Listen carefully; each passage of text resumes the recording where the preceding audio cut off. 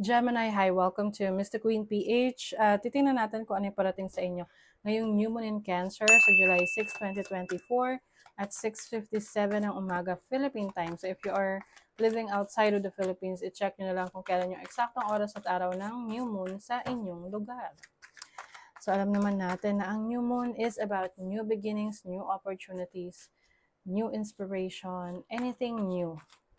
So it's also a time for you, best time to manifest, to reset, no? To start a new project, to start setting your goals, di ba? So for you, Gemini, this is going to happen in your second house of your money, finances, your mga material possessions, your values, your talents, your skills. So this can resonate, no? Mas mag-resonate to sa mga Gemini rising, pero pwede rin namang mag-resonate sa mga Gemini sun or moon.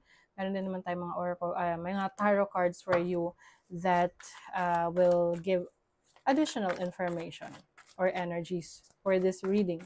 So Gemini, let's begin. So this is going to happen in your second house. So maaring iba sa inyo, meron kayong bibiling bagong prized possession. Let's say bagong sasakyan, bagong bahay, anything material, no? Bagong computer, ayan. And I think whatever you are going to buy is ano man yung bibilhin mo, magiging helpful siya, makakatulong siya sa trabaho, sa career mo. So example, bibili ka ng computer, tapos work from home ka, or you are selling online, bumili ka ng bagong cellphone. So anything na sa tingin mo ay tutulong sa pagpapalago ng iyong kaperahan. Yung iba magsisimula ng business, no? You may be parang pwedeng pagsasabayin mo yung pagiging empleyado and also pagsisimula ng isang negosyo. Pwedeng you are going to start small, pero you have a lot of ideas na, kumbaga maliit man siya na nagsimula, punong-puno ka naman ng pag-asa, ng mga pangarap, no, for that new business. So Venus is also in your second house. Venus is the planet of love, money, abundance. So I think you are really attracting good fortune right now. Lalo na kung ito ay dala ng iyong trabaho at ng iyong career. Okay? So it's time for you to kumbaga samantalahin, lalo na't maganda yung yung pasok ng pera for some of you. Ito rin yung time na mag-ipon, 'di ba? Hindi porket, maraming income, gagastos na rin tayo. So, maaring meron kang mga nire-reassess rin sa sarili mo about yung mga unhealthy habits mo when it comes to spending your money.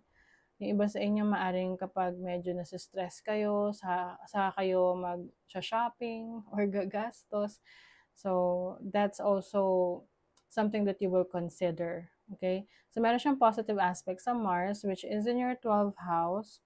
So, some of you may be letting go of mga unnecessary na mga gamit na sa tingin mo is pwede mo pang mapakinabangan dahil ibebenta mo sila. Ganon. Or pwede pang mapakinabangan ng iba. Kumbaga yung mga nakatambak lang na na gamit na hindi mo na ginagamit. Oo, na pwedeng pag binenta mo, magagamit pa ng iba, diba? So, some of you naman, meron din ditong positive aspect sa Saturn, which is in your 10th house. So, yung iba sa inyo, you are reassessing your situation sa trabaho Kumbaga, meron dito na nagpe-prepare na, pinaghahandaan na niya, yung it's either aalis ka sa trabaho mo, pero syempre bago ka aalis dyan, you have to make sure na meron kang lilipatan or meron ka ng ibang pagkakaabalahan that will bring more value into your life. So, halimbawa, may trabaho ka, tapos pinaghahandaan mo na tong sinimulang mong negosyo para kung sakali makita mo na nagiging maunlad na siya, then you can let go of your 9 to 5 job, yung iyong corporate job for the business, 'di ba? So, I think very strategic ka rin ngayon sa mga actions na ginagawa mo. And some of you are really focused on your money, your finances, your possessions. Kaya you are really doing your best to make things happen. So, yung iba sa inyo, malakas yung inyong manifestation skills. So, gamitin nyo yan para mas lalo yung ma-boost yung inyong pag-achieve ng mga goals ninyo. O, di ba? You have the King of Pentacles. This is leadership role, being in a position of power. So, pwedeng iba sa inyo, pwedeng yung iba, meron kayong promotion sa trabaho. You have the Nine of Swords and the Ace of Swords. Okay, maaring meron kang balita na matatanggap na hindi ka patutulugin ng balita na to. This can be good news for some of you.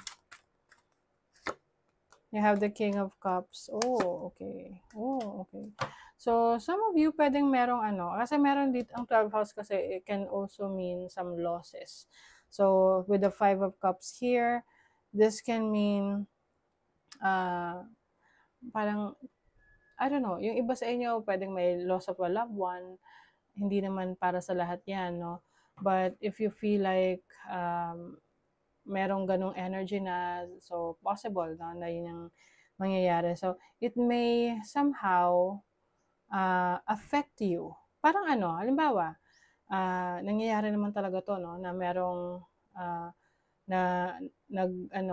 someone passed away sa family, like parents, ganyan. So, syempre, meron silang mga ari-arian na pwedeng ipasa sa'yo.